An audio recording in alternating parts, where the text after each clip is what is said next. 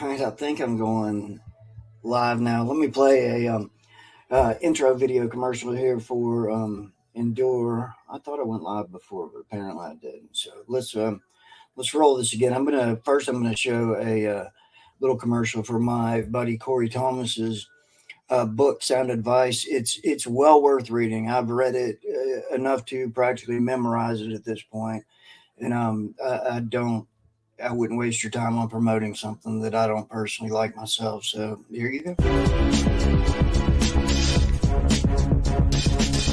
Author Evangelist Corey Thomas, a dedicated servant leader whose weapons are spiritual in nature and volatile in impact. Hot off the press, author Evangelist Corey Thomas's new book, Sound Advice, Music and the Battle for Your Mind, Body, and Soul. Matthew 5:13, ye are the salt of the earth, but if the salt has lost his flavor, wherewith shall it be salted? It's author Evangelist Corey Thomas's new book, Sound Advice, Music and the Battle for Your Mind, Body, and Soul. Purchase your copy to help maintain that flavor in your spiritual walk. This book is epic. It's sold on every major online bookstore or go to CoreyThomasMinistries.com. I got my copy. Be sure to get yours. It's author Evangelist Corey Thomas's new book, Sound Advice, Music and the Battle for Your Mind, Body, and Soul. Get your copy today. Hey guys, everybody, hello. I hope everybody's having a good week and weekend and getting closer to the holidays. Merry Christmas. And it's a time to really celebrate our families and our loved ones. And I know as hard as it is to do, especially for somebody like me, because I'm always inquisitive about something. As you know, turn off the news once in a while and maybe spend some time um, doing that. But tonight I wanted to discover. I've already discovered it. I wanted to talk about recovery in general, recovery centers, how you go about it, what's your outcome, what's your desired outcome when you go into a recovery. Specifically, I know that I've dealt with a lot of people recently who we've sat there and talked about. What's the difference between a faith-based recovery and a regular recovery center?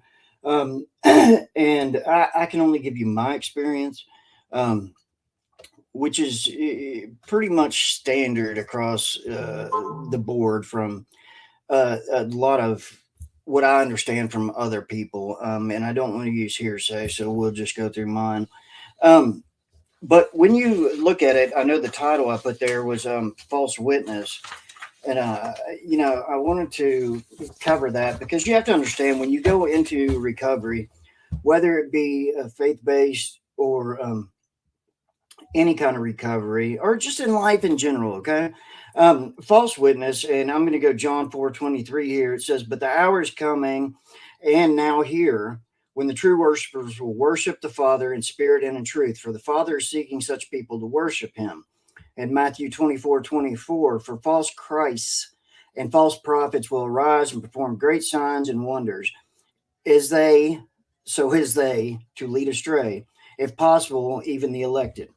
Um, when you go into recovery, if you went in like I did, I was sober when I went into recovery the last time, and I went in seeking to figure out the emptiness that was inside of me, and it ends up a lot of things. And I remember telling them when I first came in there that I was like, I strongly think, and I was thinking about Jim Morrison and when he said heartache and the loss of God. So that's kind of the mind frame I was in at the time. And it wasn't just getting sober and staying sober, it was about getting sober minded as well. And that's important. And I will tell you all, if you went the route I did, don't expect that. Um, and I mean that greatly. Don't expect to go in there and have this religious change happen. That's not where it happens. And I can promise you that when people ask me, okay, when we discuss what's the difference between a profit and a nonprofit, I'll tell you this is nothing. There is no such thing as a true nonprofit in the area where I'm at. Um, there's always somebody there pinching and scrounging, and just, it goes back to that suicidal tendency song from the 80s, Send Me Your Money. Don't expect that. Don't, their narrative may be praise Jesus, but what they're really saying is send me your money, hand me your money.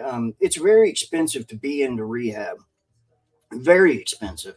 And not going about the cost, but especially people with Medicaid, Medicare, something like that, you're 100% covered. So they want you there. And a lot of times they will also get you in there, get you to leave. You can come right back, and it becomes a revolving door process. I know for me, for example, I was kicked out for being too truthful about some real issues that I saw, and it ends up I was right. I wasn't being a derelict. Then I wasn't breaking a bunch of rules. I wasn't doing anything wrong. The reason I got booted was for which they say I wasn't booted. They say I graduated. Well, whatever kind of graduation that is, no thanks. I'll give you the certificate back. Um, but for using the phone too many times on Thanksgiving, I decided to stay in there for the Thanksgiving holiday. This is a few years back, and because I was worried about going out and just being stupid, and being that same derelict that couldn't control myself outside of a controlled environment. And so I stayed in there, and I remember at first they told me I had 30 minutes of FaceTime. Okay, I don't use Apple products. That's not a plug for Samsung, but it is in the same way.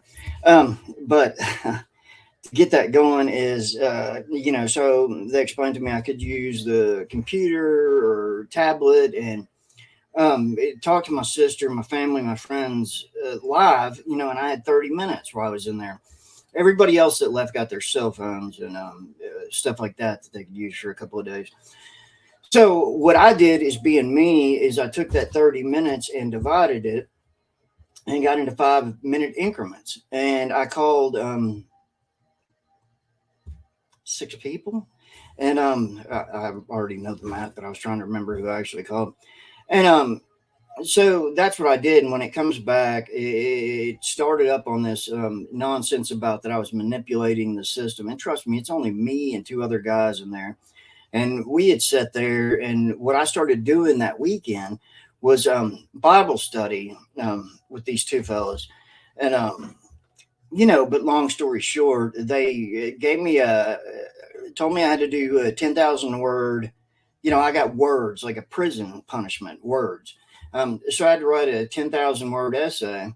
And I kid you not, I finished it in 2 days. And I took it and I tore it apart with Bible verse by Bible verse by Bible verse, real life situations. And I think it was more than some people at the time could handle, that I wasn't some just dummy in there. And I think that's kind of the way people were viewed. But you have to understand, at this point, too, when I was there, it was people that were doing peer support had maybe been sober 3 months to 6 months.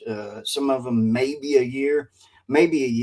And a lot of them were acting as counselors, more or less.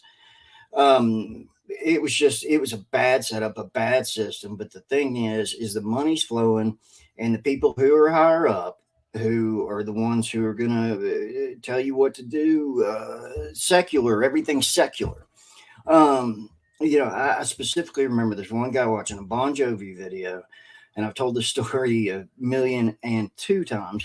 But him getting in trouble for that being secular, and I was like, okay, this is crooked ass brainwashing, and it was just silliness. It was petty silliness to me. And when you're there, and especially a lot of these people who are coming off heroin and or opiates in general, alcohol, I didn't see any marijuana people. I think we all know why. But you need to be wearing kid gloves. The people that are higher up need to be wearing kid gloves. I mean, that's really kind of important because you're looking at when you detox, you're highly emotional. I mean, you're depressed, your anxiety's off the charts, and you can do like I did, and I do a lot of writing, period, and I think I filled up something like 5 or 6 notebooks when I was there. Um, but that's not the point. Not everything there is bad. They had some great counselors, some great peer support people. But to go in there thinking that it's not a for-profit organization and they generally aren't trying to treat you like a product is a different thing. I know when I looked at my bill back, they had on my charges Klonopin treatment, and I didn't have any issues with Klonopin. I never have. I still have a prescription for Klonopin that I probably haven't filled in 2 or 3 months now. I don't know. I just don't use it. It's not. I don't like it. But anyway, um, what I'm saying is you need to really, really, um, when you go into anything, when you go into any kind of sobriety, you need to develop what I say is sober mindedness, which is biblical. And that's so important. I mean, you have to change your thinking. Do I believe that I was saved and have salvation? Yes, but that was over 6 months after I had been removed or asked to agree to disagree to part ways. Um, and I went right back out and I was like, screw the world. This is what I'm going to do. And I got drunk enough to die from it. And literally months of drinking a 1.75 of Tito's vodka a day. And that's pretty insane to think back on. It always is. I've told the story enough. You can go back and look at one of my testimonials if you want to hear it. But let's get into mindfulness real quick. Mindfulness, this is by definition, okay? Sorry. Mindfulness is the basic human ability to be fully present, aware of where we are and what we're doing, and not overly reactive or overwhelmed by what's going on around us. The goal of mindfulness is to wake up the inner workings of our mental, emotional, and physical processes. Mindfulness is available to us in every moment, whether through meditations and bodies. What? Whether through meditations or prayer, or mindful moment practices like taking time to pause and breathe when the phone rings instead of rushing to answer it. That's the hard part. And, because my main thing is working on my master's in psychology is I now just inherently notice different behaviors. I know with even myself and others as well. If you sit there and you get in I'm terrible about hopping in a rabbit hole, but if you sit there and you start on that TikTok or something, you just start scanning through it. Man, it can be endless. You can look up and it's 4 a.m. So some things that I practice myself are putting the phone to the side, putting it on its charger, and kind of walking away, which is really helpful for somebody like me. I've started again playing the guitars because I decided that I really liked acoustic guitar better because I've gotten more laid back as I've gotten older. But things like that, meditation, prayer. I take baths a lot, and candles and the whole thing. All that stuff helps. And I don't have the struggles that a lot of people do with the cravings and the triggers, which is another one of my issues with the recovery centers is triggers are not fake. Some triggers, hey Ginger, and but some are just taught. Like you're supposed to, if you're me, you're supposed to not be able to go into a liquor store, go out to a restaurant to eat, like a Chili's or whatever. And I'm talking about sobriety, Ginger, and rehabs and things like that. And just what I did on my journey and what I do now. So sorry, I told you I get rabbit hole. What was I talking about? I don't even remember. Oh, triggers. Yes. Okay. So, I live in Richmond, Kentucky now. I drive to Lexington, Kentucky a lot. And I see, there's a big liquor barn sign. It's the largest liquor store in the United States. And, that's supposed to bother someone like me. And it doesn't in the least bit.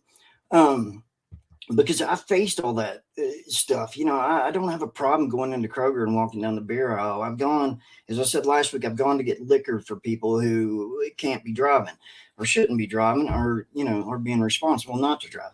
And it doesn't bother me. There's liquor in the house. As you can see on the camera, there's a big bottle of something up there.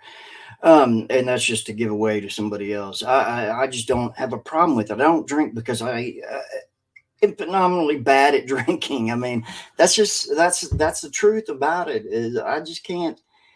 But I had to face all that. So after I got out of the hospital, I was in there for a long time, and so on and so on. And finally, around December, around this time last year, I started doing therapy, but really psychotherapy, and got to the bottom of it. Like I say, the therapy I was doing and being led on was going in reverse, like remembering things and, okay, gosh, I did this. And you keep going backwards and you go back like 2 year increments. And, finally got back to the past where I was dealt with all these things that were a reality in my life. Bad child abuse, verbal and physical, and just stuff I'd never ever even admitted. So I get through that process, and this took a long time. And then all of a sudden, it was I don't have any desire or think about drinking anymore. If it comes up, if somebody, it's always going to be somebody's going to be like, you say you don't drink, and they're going to be like, why not? Um, and I can explain it a certain way, which more people can use this and just say, "Man, I just suck at drinking," and that's part of the thing with admitting it that can get you past certain little obstacles, and you don't have to deal with triggers. And with cravings, I haven't had any sort of cravings in a long time. A lot of people like to say that's because you can't drink because you died of alcoholism. And I was like, first of all, I don't use alcoholism. It's alcohol use disorder. Alcoholism's a stigma. And I say this every week. I mean it every week. It's like putting a big A on your chest, a scarlet letter. And so it's not the fact that I can't drink. It's the fact that I don't drink. So you can differentiate that part of it right there and go, okay, I don't drink. I'm not a drinker. And honestly, I don't pink cloud the stuff, as they like to say in AA type 12 steps. I'm just happier. I get a lot more done. I mean, geez, I'm finishing my master's in psychology right now, and that's something that 10 years ago, no way. No, he's just a drunk. He's a dummy. But no, I really push with that, and I learn as much as I can. I mean, I probably put 8 to 10 hours a day into school, and that's worth it to me. And when I need to chill out seriously, I'll pick up the guitar, I'll pick up an Xbox controller, I'll go take a bath, I'll go run nowhere for no good reason. But that's just the way it works. So, and then getting to that, the false prophecy thing, I think became really important to me because people started saying when I got better and started doing everything, I didn't do the AA. I admit my life is unmanageable. It was all drinking to me, Ginger. And when I was laying there, like I knew I was dying. They told me, time and time again, you got maybe, went from 3 weeks to a month to 3 months, and came home to hospice, not to rehash all that again. But it was one day, in praying, that a simple prayer turned into 2.5 hour prayer. And here I am. So, yes, I do believe in salvation. I have no medical problems whatsoever from this. And I mean, I was jaundiced, end stage liver failure, kidney failure, at least 3 months in the hospital. And, and there's so much more to it. I mean, I just lost my way. I was so miserable. It was a slow suicide. And so when I get back and, I start and I pray, and I didn't pray for myself. I just prayed for forgiveness. And it didn't like beg for my life and all the stages of death and dying that you hear that people go through. I wasn't bargaining, nothing like that. And it was just, an amazing transformation, because within weeks I had liver scans and my liver's back to healing, and my kidneys, I have no issues. And now physically, when I got home from the hospital, I weighed 120. When I went in the hospital, I weighed 115. I weigh 180 now. And it was a long journey and a fight. I couldn't walk, and I had to learn to walk again. I had to learn to do everything again. And I came out, and then I was kind of scaring some of my old friends off. Everybody's thinking, well, okay, he's just Bible eating religious nut.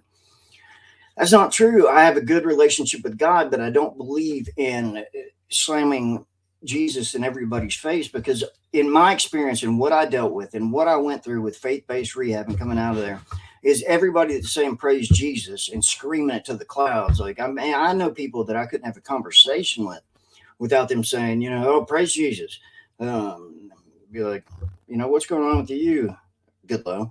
I'd say, well, nothing. How long's it been since you drank? I don't know, man. Because honestly, I don't keep days either. I think that's a bad idea. Ginger, that's a good idea. And for me, in all of it, is I could sit there and say a couple of days. I could sit there and say it's been a couple of weeks, and somebody would inherently, I kid you not, say to me, praise Jesus. Just like that. And it goes on like that. And I was going to these churches where, people are touching people on the heads and saying you're healed. And I saw people doing it on purpose, like the falling down and, going through all that. And it was such nonsense, because I saw him looking around to see who was looking at him. And I was like, man, I even knew one of the kids. And I was like, why'd you do that? He's like, I don't know. Everybody else was doing it. And I was like, see, you don't fake it till you make it. If you really want to get better, you have to do it no matter what anybody says. Do it for yourself. My assistance in getting sober was not a recovery center. It was not a rehab. It was not a 12-step program.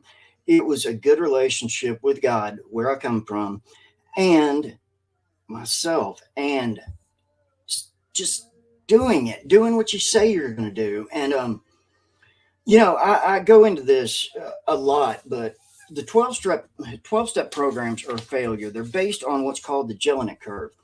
And this guy Jelinek was a career criminal and so much more. And he didn't even believe in his own curve. And to this day, in the scientific method, he didn't believe in his own curve. But to this day, AA still uses that. And, it's, gosh, man, I've studied so much, because when I went to an AA meeting, and I don't know how others out there feel, but when it would get into that contest where I could say I drank a 1.75 of Tito's a day, which is true, somebody would inherently say, no, I drank 2 of those plus a keg and smoked enough crack to kill a horse. And, okay, I don't care. It was so wrong. Yeah, I know that, Ginger. And, but a lot of them are faking them. I was going to tell you what the Jelinek curve is based on. Okay. It's made up of 5 stages, which is 1, pre-alcoholism, 2, predominant or early alcoholism, 3, crucial or middle alcoholism, 4, chronic or late alcoholism, 5 is recovery. Now, with the Jelinek curve, and if you'll notice, when you go to, or, when you get out of an AA, you're supposed to say, keep coming back. And they will always say they're in recovery. Nobody ever says recovering or recovered, because part of that in this is that you can't recover. So it's a cancer you can't cure. And I strongly disagree with that. Do I think I could go back out and start drinking normally? No, probably not, because it puts me into a part in my head where depression kicks in. And that's where I got to. And this is an actual case study that I did. And I got 105% out of 100 on it. The way, and I'll read exactly what I wrote. The way I view addiction is generally a symptom of more deeply rooted issues. I prefer to use alcohol disorder as opposed to alcoholic for this one, as I find the latter to be very stigmatized. It's hard to separate for many the differences between drug of choice, physical addictions, mental addictions, self-medicating factors, and mental health disorders. So what I'm saying there in a nutshell is that a lot of people like me have an underlying actual disorder or disease, which mine was a severe and chronic depression, anxiety. I finally developed social anxiety. If you know me, you know that's not me. And so you're going through all that, and it's when you drink, it makes it worse. So you get to a point. Yeah, ginger 1.75 is that's the biggest bottle you can get. So that's like, you got pint, or half pint, fifth, keep going up. So it's like 2.5 fifths, basically, right around there. And so when you're not dealing with your depression, example, for an underlying factor, the last 4 months I drank night, morning, afternoon, evening. And the second I would start sobering up, I mean, I would be shaking like a leaf, and like I've said many times on here, I spent 4 months in like hotels, something like $40,000 just to hide. And I think that was more of the depression than it was anything else. And I knew I was getting sick. I knew I was badly sick. And by the time I got to the hospital, by the time the nurse Beth got me to the hospital, I was already jaundiced so bad. My skin was like color of that L8 can, except a little bit lighter. Add some yellow in there. And and I realized it after all this, and after I started back in school, that nobody ever treated my underlying issues. So the symptomatic part of it would be the alcohol. So I was self-medicating, and my symptoms were treated. It's easy to treat addiction. And I say that, and I'm somebody who's died from detox. I went through a coma in 2008 for 3 months from a detox from alcohol. And so you keep going there and you go, nobody's ever really dealt with my underlying cause. So I take the symptomatic alcohol and the disease of depression, chronic depression, PTSD, and you go, okay, if you treat just the symptom and you don't treat the depression, it's never going to work. It's going to implode. Sometimes, some way, you're going to have a bad day and you're going to say, well, for me, I'd use any excuse to drink. I went over this last week. I dropped my L8 in the sink, and I didn't mean to. Oh, I better drink. I'm just saying that's how stupid it was. And if you follow on my Facebook, you'll see I generally every day like to mention how that I blame my sister for all of my trauma in my life, which is completely untrue. But that's another thing I learned in detox and group therapy and 12-step therapy is you have a lot of poor me and pity me, which I was guilty of at one point, and that's not the truth. The poor me is the way to keep you addicted, and some people are addicted to being addicted, i.e. the social addiction of going to those meetings and getting justified for your own bad behavior. And this has been studied, and that's where you get to a real study in psychiatry, and a lot of doctors in psychiatry. There's only 11% in the U.S. that'll call the alcoholism a disease. And you go to what everybody's using, what every recovery center is using. I don't care if it's faith-based or it's regular-based. 95% of those use the 12-step program. So you've got a 3% chance that 12-step program is going to be effective. It's going to be a cure-all. So you got a 3% success rate, and you've got 95% of the rehabs in America that are using that model. So you're looking at less than a 1% chance in it all of being successful. And that sucks. I mean, but it's a proven formula that works for the point. If you're going to maintain, and that's all you want to do for the rest of your life, you can easily maintain by making sure you go to a meeting every day or 2 meetings a day or so on and so on. When I was going to the meetings, I got to the point where I would okay, man, I got to get out of here and have a drink, because you hear all those stories and you get that group polarization and the group think going on, and it's a disaster, man. It's just a disaster. And so once we got past Jelinek, on the Jelinek curve,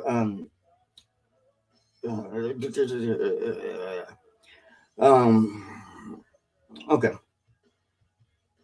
Bill W., he's the co-founder of AA, himself came to reject many of the processes of the AA model. And he himself used LSD to get sober and got honest about the differences between maintaining and healing. The community he assisted in creating came to reject him, which is all true. So,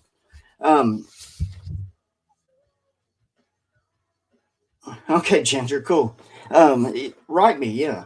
And so Bill W., once he comes to the realization that the AA model is not the only thing that needs to be addressed in this whole situation. He really got rejected by AA towards the end of his life. But at the beginning of his life, even before he helped co-found AA, he was actually using LSD to get sober, which now there's plenty of studies that are proven how fruitful LSD, MDMA, shrooms, psilocybin, it all can be to, I'm talking like they're microdosing people in one session with doctors. So this has to be medically done. And they give that dose. And I know right now, one study going on, it's going on 9 months right now, and nobody's had the desire to go back out and drink. This also is proven fruitful for cigarettes and PTSD. So we'll see. That study I don't know enough about, but I know it's legitimate in what I do know. So to get to the end of that was just my thing on recovery. And don't expect recovery to save you. And I know some of them, they put like in their advertisements, good night, Ginger. They put they're saving lives one at a time. And that's not the way it goes. I've asked people from the same recovery centers to put up a memorial to those who have passed away walking out of there, and there's been a ton of them. So, claiming you're saving lives one at a time is a big, huge, huge, huge pat on your back when you're not given realistic numbers. Because if we learn to face that this is its own pandemic, look at how many people are dying of opiates and fentanyl poisoning right now. Like, I always go back to the stories. I got a chance to meet a lady this year, whose son smoked a joint and died from smoking that joint because it was laced with fentanyl. That's an issue. And opiate withdrawal is being treated with Suboxone or for a lot of ladies who are pregnant or might be pregnant, Subutex, which is something I'm just getting into study. I know enough about it, but I could always know more. Is the way that I look at it. So that's mine, and a little bit of rambling last night. But to get back to my part about it that's important is we have to understand what false witness is and a false prophecy. And that is, a lot of people say, oh, well, he said that GD word. Well, that's taking the Lord's name in vain. I had a priest explain that to me one time, and I can't do it on this network endures clean entertainment. And but the way he explained it to me is you have to think about what you're saying. So you look at somebody who's saying, praise Jesus and Jesus saves, give me your dollar and he'll save you, prosperity theology. It's not going to work. And, I stay strong to that. So that's why I started really legitimizing myself in what I do. And that's to be able to fight back, because if not, they're going to all call you an idiot, or you are being run by the devil, or something just ignorant, and it's ignorance. And purposeful ignorance is a totally slick way of cashing in. And I know it to be true. I don't have to be concerned with it, honestly. Is let them do their own. I do know one thing, and that's like the Johnny Cash song. You can run on for a long time, but sooner or later God will cut you down. That's true in my case. I know it, I love it, and I wouldn't change a thing about what happened with me, because it got me to where I am now, where I'm fulfilling the ideal of assisting others in the process of possibly healing themselves. And I don't mean by themselves, without therapy, without that's the part I left out about recovery centers. If you don't have, I strongly believe that any kind of substance use disorder or alcohol use disorder, I strongly believe it's a case by case basis. That means I think everybody needs one on one therapy, a clinician, and not just the group things and the 12 steps. Can the 12 steps help and maintain? Yes, I've already said that a million times. They're not all bad, but people who are using that is the only method are wrong. And it takes no effort to use AA. They don't have to pay fees to Alcoholics Anonymous to use the program. So you got to think about that right there. That's free.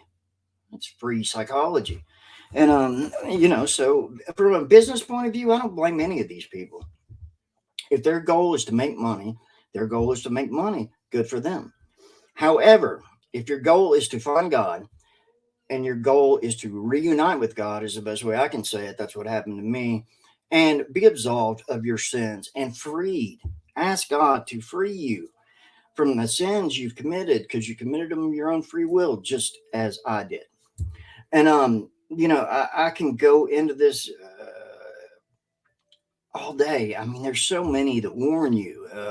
People always want to pull up their when they're what you call Bible beaters. And you got to think some of our leaders, were, basically a lot of people looked at them and the leaders of the Christians. And that's sad. It's tragic, but it doesn't have to be that way. So you go in, I'll give you a couple more here. Matthew 7:15, beware of false prophets who come to you in sheep's clothing, but inwardly are ravenous wolves. Matthew 17 is what that was.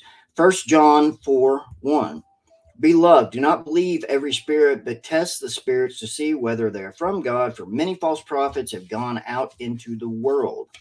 Finally, let's go into 2 Peter 2:1. But false prophets also arose among the people, just as there will be false teachers among you who will secretively bring you in destructive heresies, even denying the master who brought them, bringing upon themselves swift destruction. So when you have the false prophets and you have those in recovery, basically what happened with me now, this is not everywhere, but you're going to hell, or that's the devil pulling on your shoulders, or, something else absurd. When you find out later, like I did, leaving one of these places, and you find out these people are going out and drinking, they're not abstaining. And, but, and committing crimes and doing things like that, but they're the first to tell you to praise Jesus. And it just got really old to me. So I was like, well, what can I do about this? It's simple. I prayed on it, and God said, get yourself back to school. And, since then, I'm 5 semesters in now, and I've had straight A's. Period. I've got a 3.86 GPA right now, because some of my stuff that transferred from the University of Kentucky back in the day, I didn't have as good of grades back then, but I take full responsibility there. All right. So That'll take me into 2 Corinthians 11, 13 through 15. For such men are false apostles, deceitful women distinguishing themselves as apostles of Christ, and no wonder. For even Satan disguises himself as an angel of light, so it's no surprise that his servants also disguise themselves as servants of righteousness. Their end will correspond to their deeds. Matthew 24:11. And many false prophets will arise and lead many astray. That goes into Matthew 15:14, which I use in my life daily. And that is, ignore them, for they are blind, and the blind will lead the blind into a ditch or a pit. Depends on which version you read. So you need to think about all that stuff. And hey, Erica, good to see you. And it's you need to take all that with you when you go into any type of recovery, or you sit there and Now I had a group of my own that I was trying to make into a group of spiritual yet realistic, and things, and that didn't work. And my friend Erica Burke and my nurse buddy and a few more of us have branched off and started a or a GN3 and Associates of Sober Minds, which is actually an LLC now. And we're going to build and I don't mean build like hand build, I mean build up from the ground up, a recovery based on truth, getting honest with yourself, and getting the therapy you need. Because if I had gotten the therapy I needed, these are the what ifs that I don't really like doing, but what if this one? What if I got treated for PTSD 10, 15 years ago when my dad died? Things could have been different. But again, I wouldn't change a thing because it wouldn't get me to where I am today. And that's what's important, is where I'm at today. But I wouldn't be where I am today if it was for a recovery center. That recovery center made me more jaded than anything else. What got me sober is God and truth and going through treatment, actual mental treatment. And I don't know why this is. I know, actually, I do know why more recovery centers don't use real clinicians on a full-time basis. Like, you should be, while you're in recovery, you should meet with a clinician probably once a day and do your groups past that. Because in the group, I mean, you got to think, if you're sitting there and you're like, what I do on Facebook almost daily is my sister Elena, one time we opened Christmas presents. We were sneaking and doing it where my parents wouldn't know. My parents found out. Elena blamed me. And that's why I started drinking. And I can tell you this, if I go into an AA meeting and say some nonsense like that, somebody's going to pat me on the back and say, oh, man, it's not your fault. And be like, oh, yeah, I'm completely lying, but you do get patted on the back for the wrong reasons. And that's an issue with the group polarization. And you can read in any textbook, psychology. You had individual therapy every day, Erica? Individual, what was I getting at? Oh, in the recovery meetings, two is they're supposed to be self-governing. And to understand what that means is, that means you're all supposed to lead it. You're all supposed to follow by the rules. And I'm telling you right now, in my life, that's happened maybe once out of 30 meetings. And I don't know how many I've been to. I don't care. I don't count days how long I've been sober. I know I'm going on 2 years. I'm on the downhill side of that. And which is wait, who? You have people in there who are so-called leaders, whose only education is what they've learned in the meetings from others in the meetings and their own story.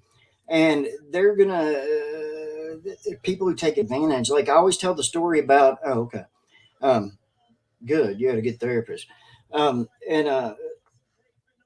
There's people who take advantage. Like, my story is, when I was in North Carolina, I had a guy who was supposed to be a sponsor for me, who was actually, man, he'd call me and he'd be so messed up. And he'd always say he wouldn't. He'd say it's because he's old, but then he'd have me go get groceries for him and stuff like that. So you have to deal with that. And the other toxic situations you can really get into in those rooms. And this is absolutely the truth. Even when I was in recovery, man, I had the same issue. You got people with ankle bracelets, and you got people who have to go to the meetings, who have to stay sober for court. And that is absolutely truth. And one little germ right there can contaminate that whole process. It's a bad model that they use, and it's not just the recovery center I was in. It's almost, well, no, Charter Ridge in Lexington's not bad about that, and that's an actual hospital recovery center where you can be medically treated, um, and so on and so on. But once you get that group thinking, that group mentality going, and that it becomes this polarization, man, that can send everybody down the same path. And you do need a new sponsor? I'll help you. Okay.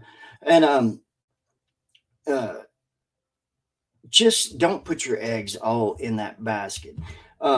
It's proven.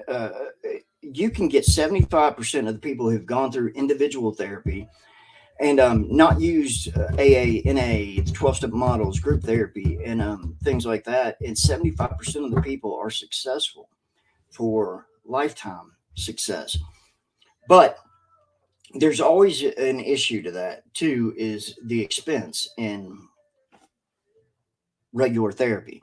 With AA, it's no cost involved. And if you can find a meeting that's a good meeting with people you can trust, and people you can share a common goal with, not a like mind, because that's your danger zone right there, is the like mind. But if you can get with people who, you're all going towards this one thing, is I don't want to be drunk. I want to be a better parent. To me, I want to be a better guitar player now, because somehow I'm 47 years old and decided that, hey, I'm going to learn guitar again. That's me. I'm a mix of everything sometimes. But so that's going to be it for me tonight. There's a lot of rambling, but a lot of truth in there. And when I get down to it, really the reason I'm in psychology, the reason I'm getting my master's, the reason I'm going to be a therapist and a clinician, and whatever else, I'll probably end up getting my doctorate just because I'm like that. I have to go full into everything. So I always pick up this book, since this is a Celebrate Recovery book, which there is a 12-step meeting that's some of these can be very fruitful, honestly. Celebrate Recovery is an AA-based program, but it's faith-based AA. And generally, if you've got a good group of people in there, people who are sincere and not people who are in there selling you snake oil, it can be a really good thing. But I've had this book for 3 years now, and it's just daily devotions. It's 365 daily devotions. It's the 30th anniversary of this one, but it's Celebrate Recovery, and I'll put that up somewhere so that if you want to look into it. But I always like to finish with this, and no matter where I turn to in this book, I don't plan this out. I just open the book, and whatever it is, somehow I say God's probably involved. That somehow it always turns into something that's going on in that day for me. And like I said, I just don't go page by page and start at the front and back. I mean, I just literally flop it open when I'm sitting here talking to you. And all right, so this one is day 215 in the book. It's called Positive Habits, and this is Matthew 12, 43 through 45. When an evil spirit comes out of a man, it goes through arid places seeking rest and does not find it. Then it says, I will return to the house I left. When it arrives, it finds the house unoccupied, swept clean, and put in order. Then it goes and takes with it 7 other spirits more wicked than itself, and they go in and they live there. All right, so the devotional here, and these are written by random people, and I think almost all of them are anonymous, but they're good. When we begin recovery by focusing our attention on ridding ourselves of negative habits, we then learn that lasting change comes only through God's power. As the days pass, we become more and more free from our old hurts, hang-ups, and habits. We make fewer poor, unhealthy choices, and we grow closer to the one and only higher power, Jesus Christ. Reaching that point in our recovery is a great accomplishment as well as a dangerous place to be. It's a mistake to say we have arrived unless we keep moving forward. We risk relapse at that point, which can actually leave us worse off than when we began. We must always be hard at work making positive choices, and adding new healthy habits into our daily lives. And even more important, we must work to keep our relationship with God fresh and vibrant. We can do this by reserving a daily time with God for self examination, Bible reading, and prayer. The more we know God and His will for our lives, the more we fortify ourselves against relapse, strengthen our relationships with God, and become empowered to reach out to others through our words and example. The prayer is, Holy Father, thank you for rescuing me from my mess and empowering me to hold on to my freedom. In Jesus' name, amen. And that is dead on where I was all around tonight. And I just appreciate that part of everything now. Being able to, don't know how else to put it, but what would Jesus do? And that's the way I look at a lot of life. Next week, I was wanting to go into this is what I'm doing a case study on now, but the differences between addicted and non-addictive family systems, because I needed to get a real stress point across that it's very important that if you really truly want to recover, that you don't go based on thinking that you have that alcoholic gene, because there's never been one identified. It's something that somebody ran with at an AA meeting or some other group meeting, and it's not true. They have identified genes that are genetic that deal with depression and anxiety and things like that, and they can mutate. One drink can be enough to set you off into an alcohol use disorder if you do have the heredity that goes with the infinite sadness.